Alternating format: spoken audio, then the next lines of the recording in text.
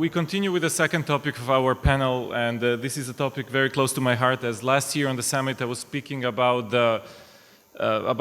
Krakow as a major hub for BPOs and how we could transfer these experiences from Krakow to Macedonia. And the topic of today's discussion would be Macedonia, a hub for smart industries. We have excellent speakers joining us today.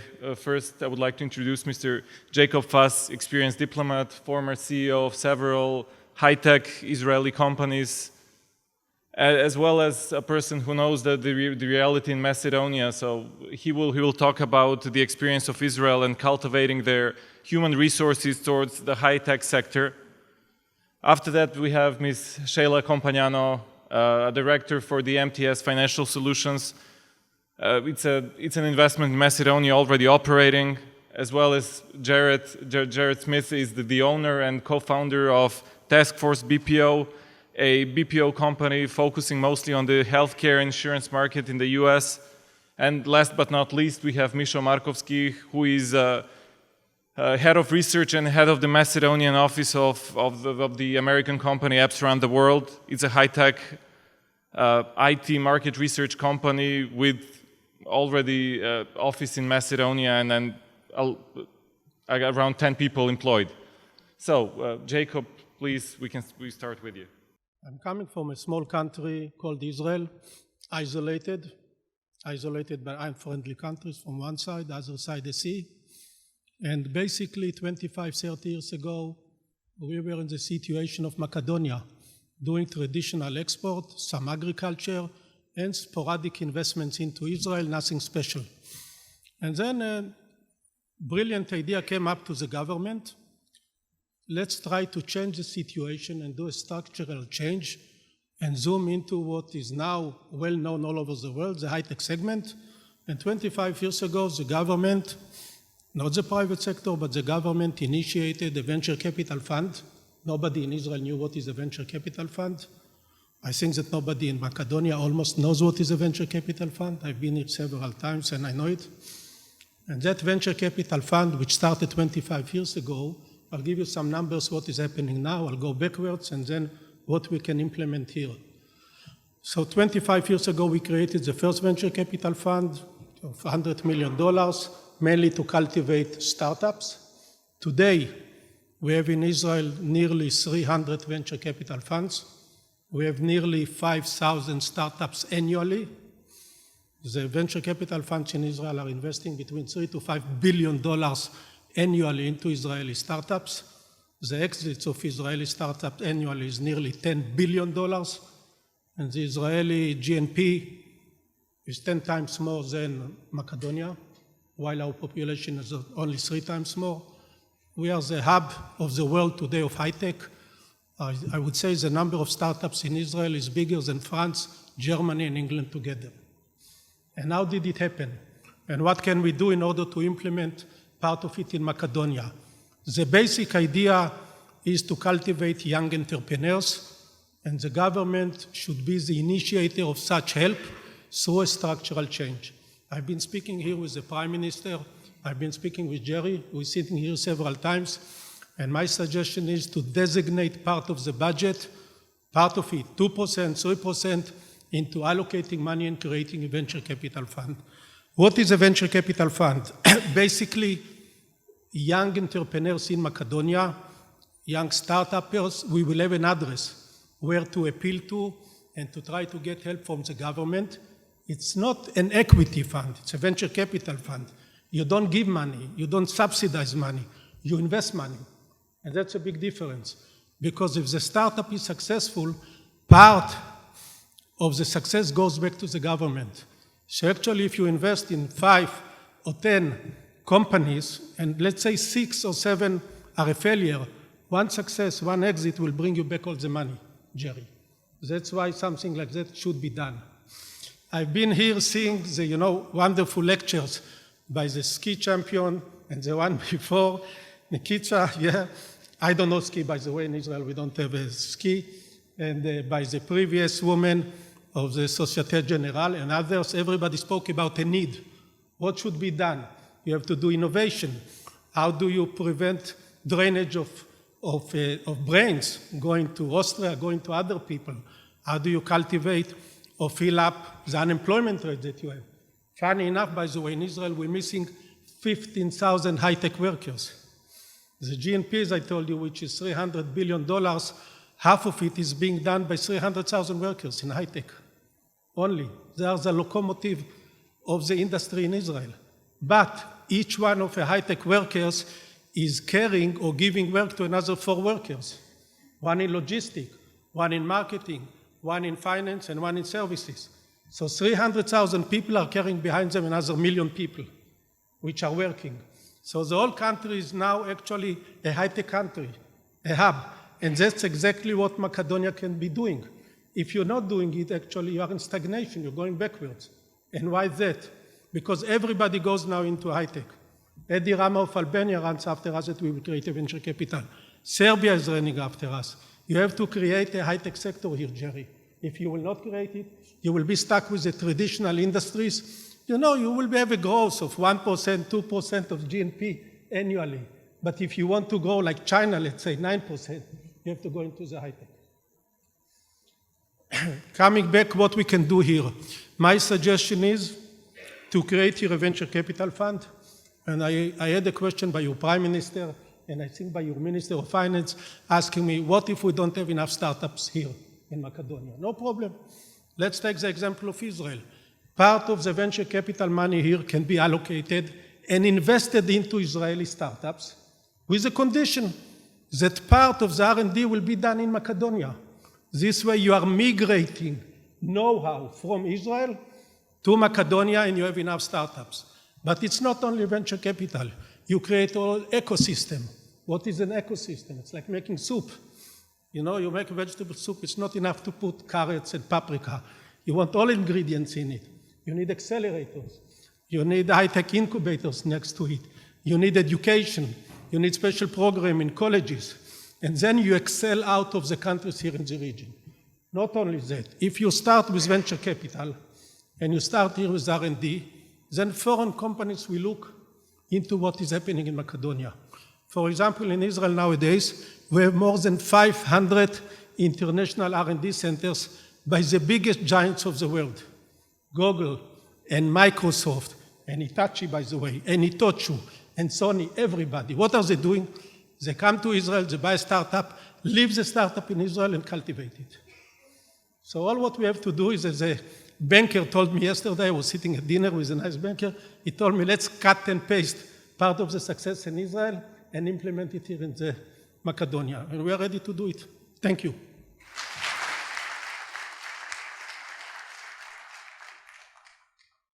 Thank you, Jacob. I believe that, this was very much hands-on and very practical sort of speech with direct guidelines on how to implement it. I know that you mentioned that you already, you were in Macedonia several times and worked as a consultant. I just wonder how your previous experience in whether, your recommendations, how did it go in terms of the cooperation with the officials?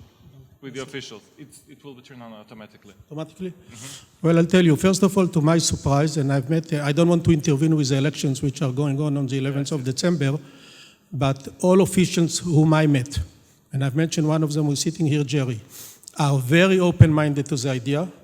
I was sitting here with the Prime Minister and people around him. When I was meeting them, they were holding the Startup Nation Book of Israel. Funny enough, they didn't know that if you hold the book of Startup Nation, while it's printed, it's already an old book, because numbers in Israel are moving so fast. But the idea here is digested. I think that I found out an open ear here in the government and private sector to go for the venture capital fund. And I see myself here, beginning of next year, going for a venture capital fund with your government. You have here excellent people, which I found. For example, you have here an equity fund run by a talented woman called Yasmina. She thinks she's running a venture capital fund, but it's an equity fund, not a venture capital fund. You have here excellent manpower. You have an open ear with the government, and I think that next year we may establish here a venture capital fund, the first one, and later on you will have a snowball effect. Thank you. Sheila?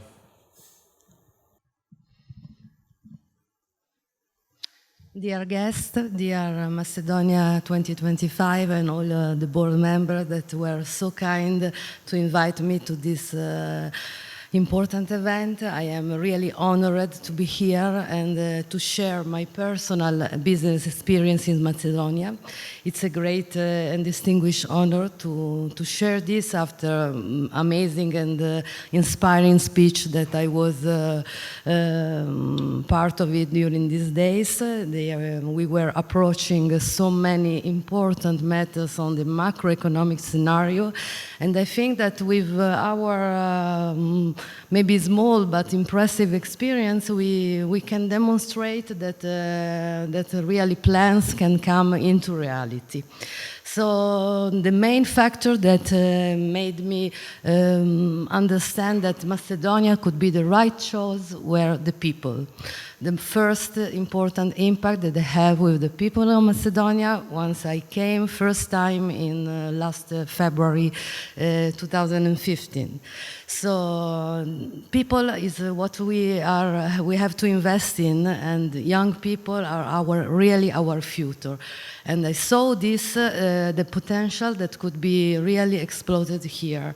It was not easy to transfer my feeling and my vision, but my vision was very clear, and because of the support also that I got into coming and the welcome and the warm welcome received in this country, I really understood that was the right place to invest our efforts, the money of the company to build something that will create an added value in this country. People, we said, is the main driven, and today we have established the company. We have an amazing team working here locally, and without a special commitment of the people, with high-skilled people that you can find in this country, even more than other countries, even the Western European countries that might be really in the first impression more developed. You can find here really a lot of high-level skilled young people that deserve an opportunity to really express themselves and to make something in their country. So this commitment can be also very, very important, because then they can drive them into really a successful result. My personal thanks, therefore, goes to the local team that I have here. First of all, my local branch manager, Alexandra Murgoska, a very young lady, but a skilled manager. She came with me since the beginning of this project that was an idea, a project, and now it has become a reality. But she supported, yes, she is here with us.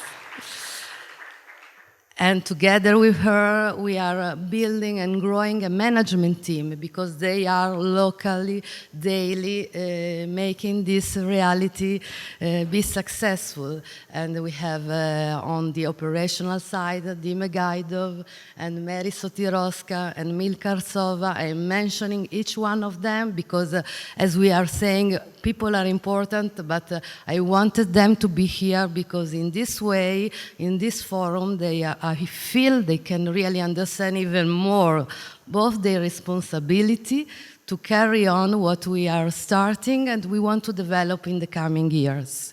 So really thanks to them for all the hard and daily work.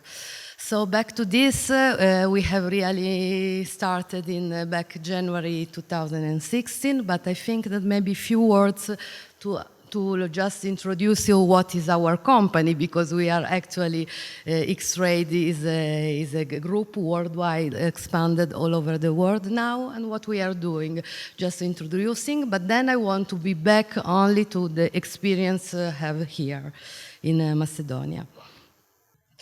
So only a few words about Xtrade. Xtrade is a recognized innovative international provider of financial, we are in the financial sector. It's something very, very innovative that maybe started like 8-10 years ago. It's a very competitive industry, but few are the players of this market that will, by the end, survive to this great competition, that are investing a lot in what should be the technological aspect, the legal and regulatory aspect, which are very important in our sector because we are dealing with financial products, with risky products, so we want also to present ourselves in the most structured and legal way that has to be in this kind of market. The company has carried out a tremendous geographical growing in the last years, opening office all over the world, Europe, Asia, Australia. And an official Xtrade branch is in Milano. I opened personally it 4 years ago. This is only a representative office that we approached, an idea that also, in order to be really a reliable company, we can also offer academic educational services to our customers. And this, I think that we are maybe the only company in trading online that are dealing in this, that having also a representative office and giving such a kind of quality services. And we are in the process now, and I think we just opened last October an office in London, one of the most important core financial market all over the world. So this, just to make you an overview of how this company is structured, how the importance is going to be really only geographical, but also on the value we are trying to build. What is trading? Trading, we might be used to this kind of pictures of a stock exchange, but the revolutionary way of trading now that in this sector came up is to trading through a web platform, to a very, very advanced web platform where you can trade all what you can find in the stock exchange, from currencies, invoice, commodities, shares, everything. It could be traded through our platform. It's the biggest markets all over the world. Billions of dollars are exchanged every day in this market. So this is a very, very, very dynamic and international environment. I was mentioning how important it is to be a regulated company. For us, in this specific center, the only main companies are regulated. This means that, for example, if we come back to Europe, MiFID is the main regulatory body that gives the guidelines of the company how to perform their service in these financial markets, and we are fully compliant with these guidelines. If we are going to the other part of the world, the Asian market, the correspondent of MiFID is ASIC, and also we are following all the rules of this regulatory body and institutions. And this is also this might represent a trust for any customer that are approaching our services. And being our headquartered based in Cyprus, we are regulated by the CISEC, that is the Cypriot regulatory body, and that allow us to be recognized as a regulatory body all over the European countries. Now we are back to us. We are back to Macedonia, to and the reason why we are here. The main assumption, the main idea, the main project was to start to think how we can enlarge our growth and where we can expand. And so it was like an idea, so think where we can find or look for to build a call center which is very specific call center, because as we said, we are building a competence here. We are approaching financial market on a sector which we are the first coming to Macedonia with this idea. So we are really training our people for be prepared to face this kind of job. So from an idea came to come to Macedonia from an Italian lawyer that is following me in other aspect of our business, and just by chance I was exchanging few ideas with him, and by chance he said to me, "You have to come to Macedonia." Why? I couldn't understand what he was proposing me to do, but I trust him, and you know, by chance it's like in life in sliding doors, and sometimes you feel that you have to take this direction. But it's not only a feeling. I came here 1 week and I was completely followed in a very professional way by the cabinet of Mr. Jerry Naumuth. And this was a very fundamental step for a foreign investor coming for the first time in a country that we don't know anything, and you are addressed, welcome, supported. You feel that you can have somebody to address to. You can rely on a very strict support if you are going to take this challenge. And so this was a fundamental aspect for somebody coming from abroad. So my suggestion for sure is that this should be always the main driven, and this country should be really focused to promote itself outside, because afterward it was my turn to promote you outside and to make them understand why Macedonia, because too much unknown over there, too much unknown outside what the people can find here.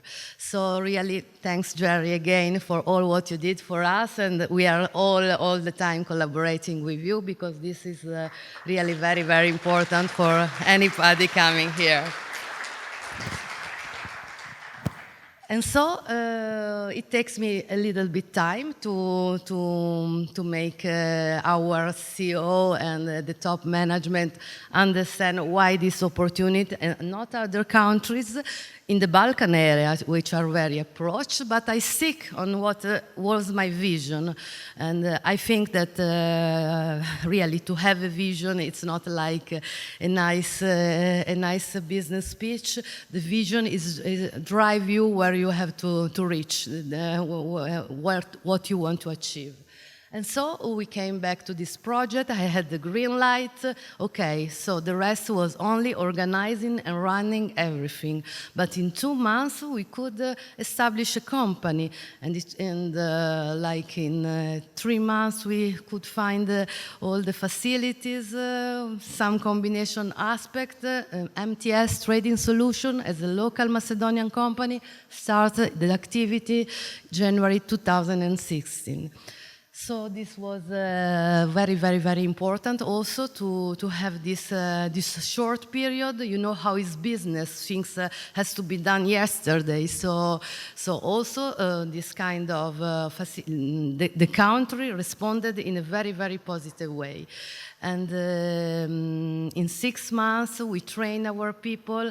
By this summer, we were the first growing office in all Xtrade Europe that beginning their activity, and they overcome their targets. And this is a result only of the hard work of the high-skilled people that I could recruit, and the teamwork, because without being a team, you cannot build really nothing. Being a team, you can achieve the goals. So the HR attention in this aspect, and for a company as we are, the people are the main asset. So if I can think and focus on one of the main aspects we are taking care of in our company is the people. The people have the work is not easy at all, very stressful. target to be achieved. By the end of the day, the numbers will give the answer of, and we will be measured by the numbers and by the targets achieved. But behind this, there is a hard work, there is a training. You have to have the chance to let the people enter in a new world, in a new mentality. But the people were eager to learn, were eager to have a chance to prove themselves that they can succeed in a job, and they are daily doing this by trying to learn, to do more, and to be committed to this. They were eager to have an opportunity to stay in this country. I remember during the recruitment process, many people, I was looking at very, very interesting CV, and I was asking why you are not working. You have 3-4 languages, you have a high academic background. I just need an opportunity. And so I think that this is making also a commitment of the people that want to succeed, and this is also making the company succeed. So one of the HR plans that we are, for example, carrying on is that the target that every employee has is part of the target of the company. So on a monthly basis, they are achieving their personal targets. We are part of the target of the company. And this also is very, very important because there is a common feeling that they are building something together. And so this is a very, very main aspect. We are, as I said, dedicating internal training. And we just switch up to this nice ambassador that we have, a very, very important one, as you all know, very well known over the world, with this motto just to end the presentation, like Macedonia is our best choice. By my side, I will be an informal ambassador just to share where I will be abroad. Now I am relocated in Israel, so I am very familiar, and also from the speech I just heard, because also I come from a long IT Israeli experience, and I really think that I will be an ambassador of this to really make understand the opportunity that this country can offer, and I really wish a bright success to all of you. Thank you, Sheila. Thank you, Sheila. Great success story. Now we proceed with Jared. Thank you. I want to thank the board at Macedonia2025 and Minister Jerry Newmoff for inviting me to come out and share my experience and my partner's experience investing in Macedonia. It's been a pleasure to learn about Macedonia2025. I had no idea all the different things that you all are involved in, and it's really exciting to see an organization dedicated to supporting and developing the business community in Macedonia, and I'm proud to be a part of it. Many of you are probably wondering, what on earth is a guy from Tennessee with the last name Smith doing investing in Macedonia? Names can be deceiving, and I'll get into that here in a little bit, but first I wanted to share with you a little bit about our company, Taskforce BPO, headquartered in Bitola, and what we do. We are a service organization that provides specific services to the healthcare and insurance industries in the United States. We have been in business for just 1 year, and it's been an exciting year. It's hard to think that literally 1 year ago today, we had 1 client and 1 employee. And as of 2 days ago, we had 23 employees and 12 clients. And as of yesterday, we added 1 more client and 9 additional employees. And so I think that's just a real testimony about how great the employees in Macedonia, the talent that's here, and what they're capable of doing, because they're the ones that are winning over our clients one by one.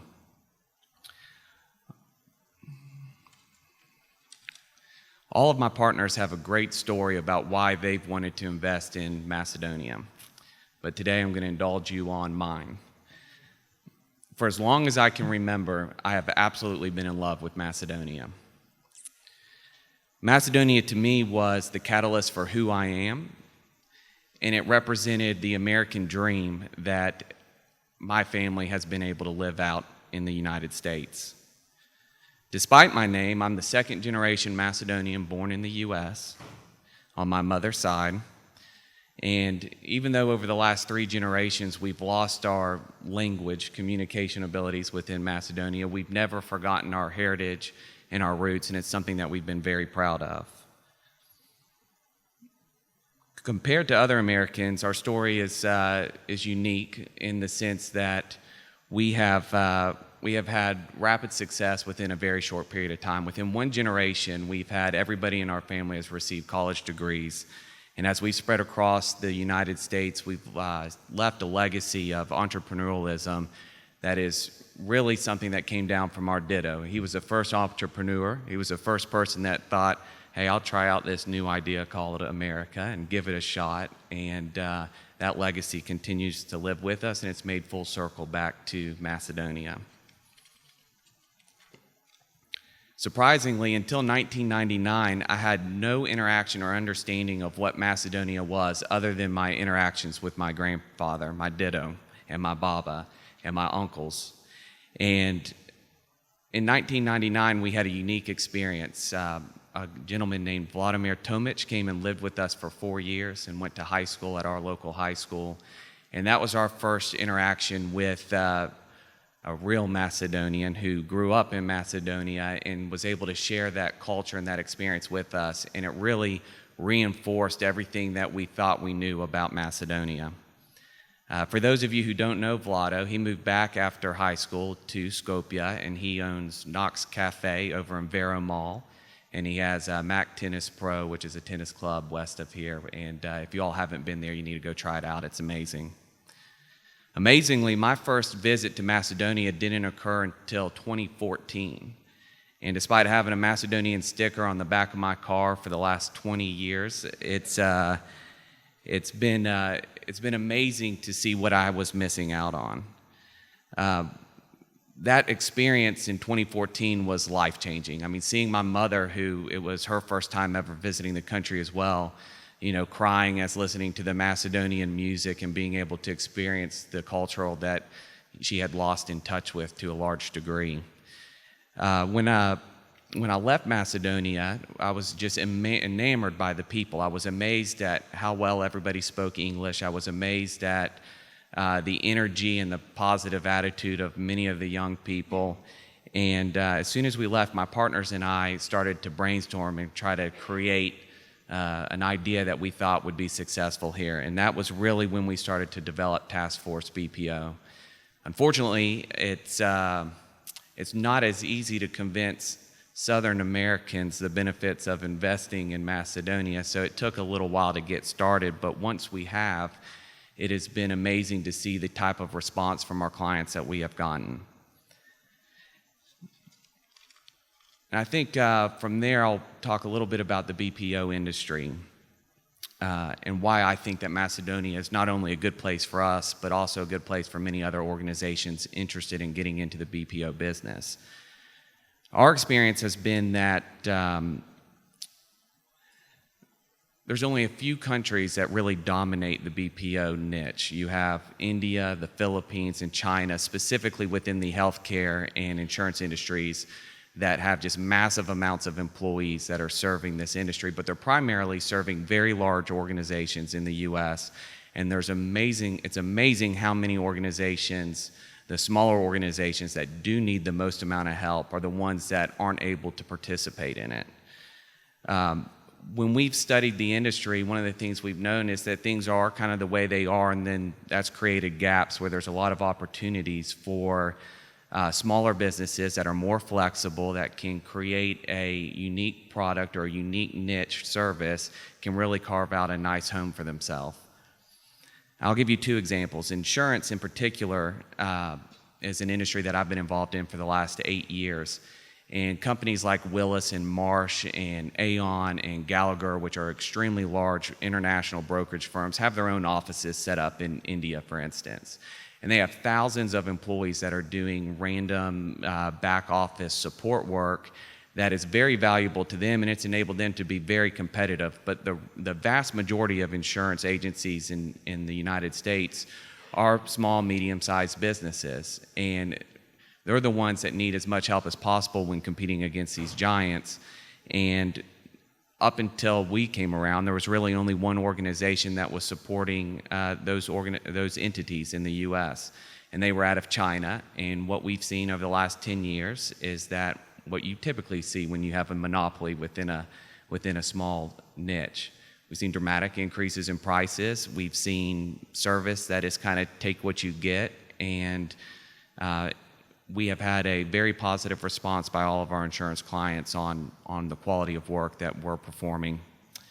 On the coding side of things, it's primarily dominated in both India and the Philippines as well for the healthcare industry. And again, same type of thing. You have a handful of companies that are doing it, and they are, over the last 10 years, have seen a remarkable increase in the cost and price. And what is surprising is when some of the other presenters recently talked about how you have kind of a global inflation is relatively low. That's certainly not true in the BPO world. I mean, it is drastically inflating. And again, these are opportunities for where people can come in and provide customized services. And our first pilot project, we were a little nervous. There wasn't a single certified professional coder in all of the Balkans. We ended up partnering with an American Association of Professional Coders, and with last month, we got our first 5 fully certified professional coders. And what was remarkable is they have an 85% pass rate across the globe on their second try. And we had 85% of the Macedonians that completed the course pass in their very first try. It was quite remarkable. So I guess all in all, the opportunities for organizations just like ours, finding their niche, is unlimited in Macedonia, and we're just really excited to be a small part of it. Thank you all. Thank you, Jared, for the inspiring speech. Miso. Hello, everybody. First of all, I want to thanks to the MK Summit team for the invitation. In addition to that, I want to send a special thanks to the Filip Misovski, a person who invited us here to be present as a company involved in the IT market space. So thank you very much for having us here. So what is Upstream the World? Upstream the World is a leading IT market research company devoted to the enterprise software market. So we are not interested in any other markets, only enterprise applications. So we are headquartered in the USA, but there is a center of excellence in Kumanovo, Macedonia. So how that happened, how that center came here? So that is an interesting question. Basically, there were a couple of us people in Kumanovo searching for a job in 2011 on the platforms, as the online platforms are available everywhere. And we found this client, Upstream the World IT market research company, there. So we started to work, 3 of us, for that company as a research analyst. And we have been there for a year to a year and a half. And once at a sudden, I received an invitation from the president of the company, Albert Pang, to meet with him in London. So basically, we were not invited in the USA, we met in London. And when I went there, he mentioned, great, so your job is recognized, the quality of work is here. You have the talent, you have the skills, you have everything what we need. What do you think about opening a center of excellence in Macedonia? And I was just looking at him, wow, why not? We have everything. So the government is offering lots of things to stimulate the startups, to do the foreign investments. Also, there is a lot of benefits that we can use. So with that thought, there was being developed a couple of months, and in the end, that idea has happened. So basically, we opened an office in Kumanovo. Initially, we started 4 people. Today, we are 10 people, from which 6 are researchers, 2 in sales and marketing, 2 in IT software development, and we are still growing. Hopefully, by the end of next year, we are going to be like 20 employees for Upstream the World working in Macedonia. So that is a huge thing. So what we are doing? So we are delivering IT market research data, competitive market intelligence, buyer software insights. To whom we are delivering these results? To the biggest IT software companies out there, like SAP, Oracle, Microsoft, to name a few. Also big consultancy companies like McKinsey, Bain Capital, PwC. Also, they are our customers. To whom else? So pretty much the software market is really interesting today. And private investors, stakeholders, private equity funds, they want to know everything about this market. So that is why they are also becoming part of our clients so that we can advise him how to invest their money. And what is interesting about that? So pretty much all that data, market research, is coming from Macedonia, from Macedonian research analysts, not from the USA, not from India or other part, from here. So that is homemade product. In addition to that, so pretty much what the team in Macedonia is doing. We have a vendor database of 3,000 software companies from the world. Each year, the team in Macedonia is actually reaching out to them yearly. So pretty much we send them, we have a profile about each vendor, and we say, hey, this is the data that we actually have for you. But we are updating our database continuously. So we want your 2016, 2017, 2018 results in the next year. So we'll be reaching out to them each year. And we send telling them, hey, can you give us your revenue numbers, revenue breakdown by the software type of sales? Is it license, maintenance, cloud revenues, subscription, and so on? So pretty much the next breakdown that we ask is by region. We want to know where they are selling the software application. Is it the Europe? Is it the Africa? Is it the Americas or the Asia Pacific? Furthermore, we ask them to give us the breakdown of the functional market. So pretty much each vendor has multiple applications. Ones are producing for analytics and BI. The other vendors are producing software applications for human capital management, ERP, CRM, and treasury and risk management, and so forth. So pretty much we want the breakdown for each of those, and we are analyzing the market trends. So which functional market is growing, which one is declining, where the cloud applications is growing the fastest, where is the slow movement, why? Well, in addition to that, we are analyzing the industries. Is the aerospace cloud application, the cloud applications in aerospace moving fast, or they are moving slow? So pretty much we want to know everything about the enterprise application market out there. So next that I want to talk a little bit more besides our company here is the enterprise cloud. So recently we conducted a research and released a market report, Cloud Top 500 Vendors. So which are everybody's talking about the cloud, but which are the cloud top 500 enterprise applications providers out there? We are not interested, so pretty much we are only interested in the cloud application revenues, not the license, not the maintenance, not the professional services, not the hardware. And we got that list published on our website, and that is getting a lot of traction because nobody else has that data. And that entire research was done from here, from Kumanovo. So can you give me the next slide? Thank you. So as I mentioned, from the slide here, so question is, many companies are saying, why should we move to the cloud? We are fine as we are. We don't want to do any further investments in the IT. Our systems are good, stable. They are, even though they are, let's say, 10 years old systems, so they are using legacy applications that have been developed a little while ago. So pretty much we tell them, here is what we see. So the license revenues of the software is declining. Nobody actually is pretty much purchasing license applications, the ones that are being hosted. Everybody is moving to the cloud. Cloud applications growth is huge. It has its momentum in the last couple of years, and we assume that momentum is going to continue to 2020, but by 2025 we'll be rising even more. Can you move to the next slide? Okay, so this is the breakdown of each functional market that we are following. So as you can see, for example, the human capital management market. In 2015, 10% were actually in license, while in 2020, only 1% will be hosted.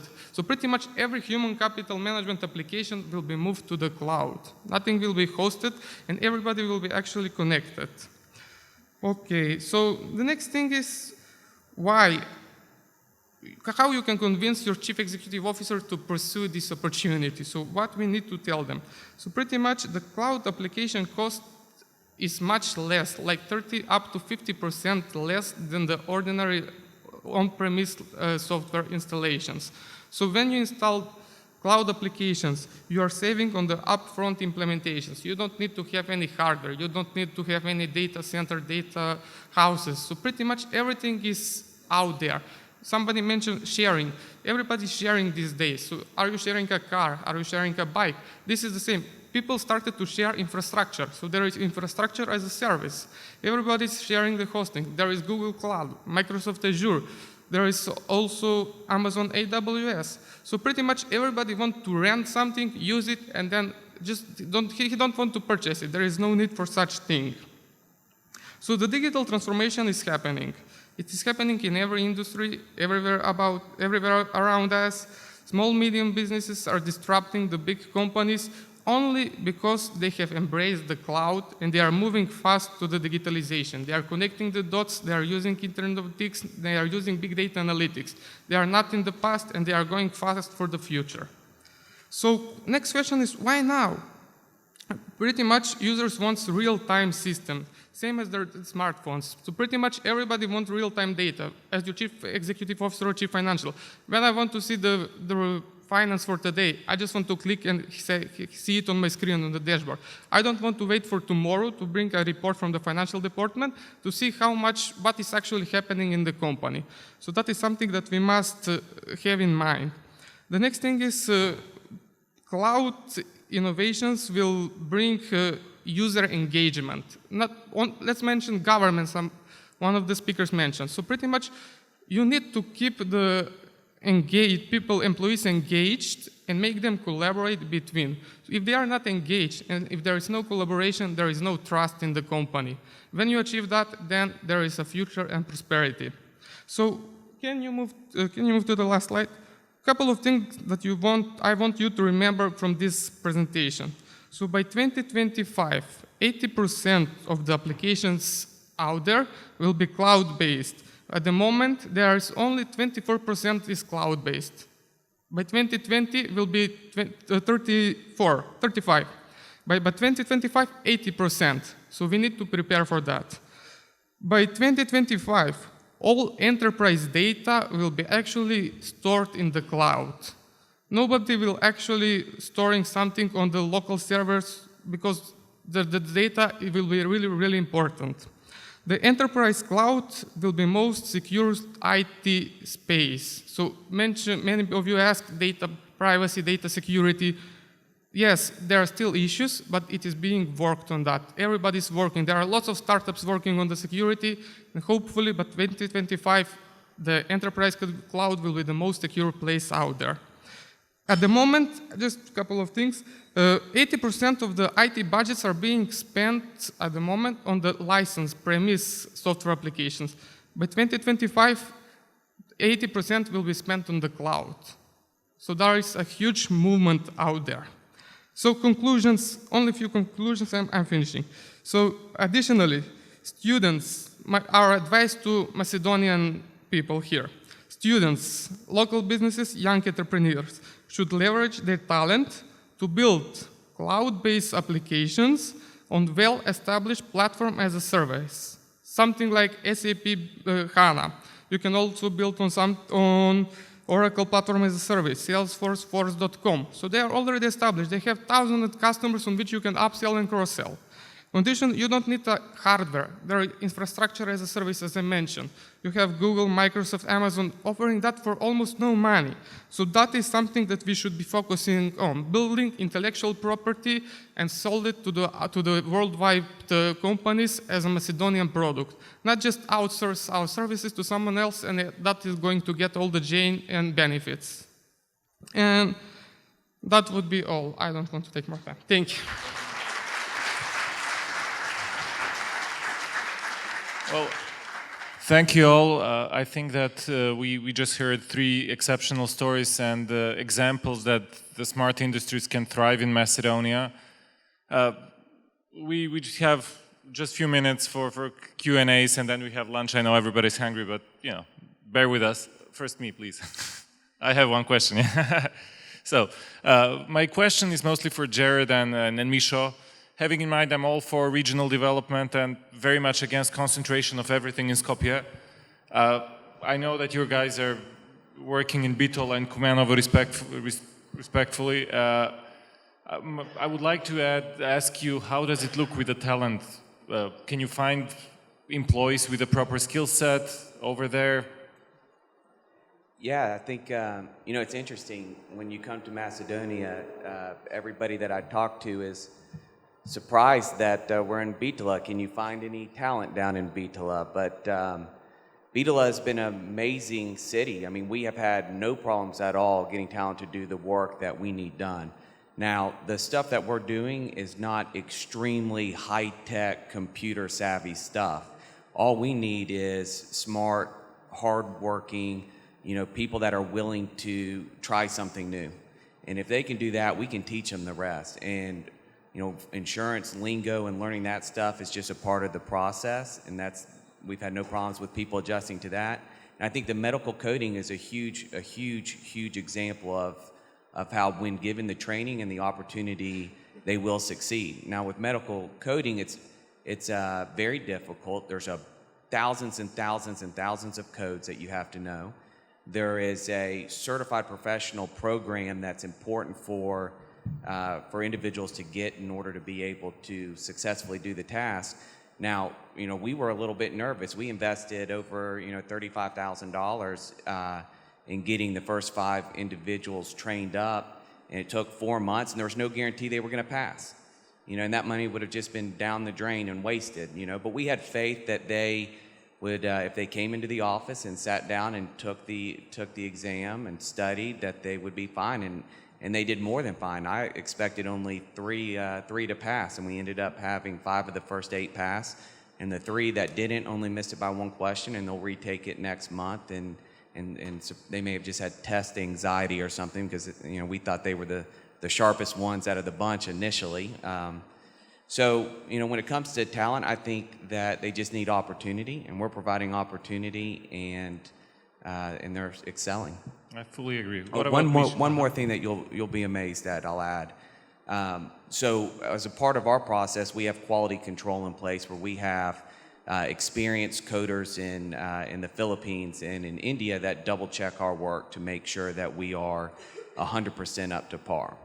So we've only been doing the medical coding piece now for about a month, and what's amazing is that we're already up to 100% proficiency. And the very last time we had our quality control report came back in, the Filipino coder said that we miscoded 3 or 4%. And when we sent that to our client to double check, they said, no, the Filipino coders don't know what they're talking about. You all were right. So we're very excited. It's very promising. Good stuff. Miso. Okay. Thank you for the question. So basically, the talent in Kumano is available. That is primarily because there are no other, let's say, huge investment in Kumano that is picking the top talent out there. So we are able to choose from those people. Many of them are going to Skopje, and pretty much all the people that come to Skopje stay in Skopje. But also there are some people remaining in Kumano. We are trying to choose the best available talent from there. The toughest part was to find IT software developers. So pretty much that is not available in Kumano. I'm not aware about the other cities. Pretty much everybody is going to Skopje or outside of Macedonia. But while for the research analysts, sales and marketing, there are lots of people that finished marketing, e-business. So we have lots of those from which we can choose from. So the talent is great. Okay. Thank you. Ambassador. Thank you, Mr. Chair. Thank you all for a very inspirational panel. The energy and the enthusiasm you use when you speak about your experiences in investing in Macedonia and starting up your offices is so impressive and touching. And I wish you all the best of luck in continuing further with running your business in Macedonia. And my question goes to Mr. Jacob Fass. I agree with you that the future development of economic development of nations depends primarily on their ability to successfully stimulate and support startups, mainly in the high-tech industry. However, you mentioned that for being successful in that, we need to use a holistic approach and to create ecosystems. It's not only to open a venture capitalist fund, but also to prepare and to adapt the educational system. We need to establish relationship and cooperation between the local government, between the academia and the business sector in opening up science parks so that we can provide the grounds with the accelerators for the startups to start running. So what would you say is the very first a country, a nation should start with? Is the venture capitalist that should come first? Because I guess the educational process is the hardest thing to do, because once you start investing in it, it's already outdated, because the world moves so fast and it cannot catch up the accelerated dynamics. Thank you. Look, we are not starting, suppose we're starting in Macedonia, you're not starting from zero, because you have already an education system, you have an equity fund, and you have a strong will of bringing back those people that ran away, you know, who went to work for Austria, Germany, and other places. You have to start somehow, somewhere. So the first thing to start with, and this is our experience, is to start with a significant venture capital fund. When I was speaking here with your Minister of Finance, he was negotiating with me. He told me, how about a fund of $20 million or $30 million? And I told him, no, you need what you call a critical mass. You need $100 million. And why do you need $100 million? Because then you can segment the ways that you are allocating the money. Part of it will go to cultivating startups. But what is cultivating startups? Cultivating startups doesn't mean necessarily only paying salaries. It's cultivating also R&D. And what is R&D? Research and development. You attach them to educational institutes. So sometimes you put money into educational institutes. You create daughter companies of universities to implement the ideas of the universities into industry. It's a whole ecosystem. But the first move, you have to start somewhere. And we found out that the first move is a venture capital. Not only that, if you start with one venture capital, there is a very interesting phenomena that later on the private sector looks into it, and suddenly they want to become partners to the government. So it's a venture capital on your own, and then venture of venture capitals. So that's why I called it before a snowball effect. It will create all moves that will create an ecosystem. And if you have to push a little bit the ecosystem and here and there create extra entities, you can do it. But I can guarantee you and the government that if there is a local governmental venture capital fund, I know that entrepreneurs from Israel will be looking into Macedonia. If I come today to Israeli entrepreneurs and tell them, why not Macedonia? And they will ask me, why yes, Macedonia? I mean, there are no special or specific reason, but if there is a venture capital fund which is investing money into startups, into R&D or whatever, there is good reason. And also foreign companies will look into it, possibly Hitachi or Itochu or Google or others, because all of them are after high-tech. So again, my recommendation is to start with the first step, and this is a venture capital, which is a very, very easy and simple tool to implement. Thank you. Okay, we have time for one more question. Anybody? Okay, I guess everybody's hungry, so we can wrap it up. Thank you all for the great presentations, and we go for lunch.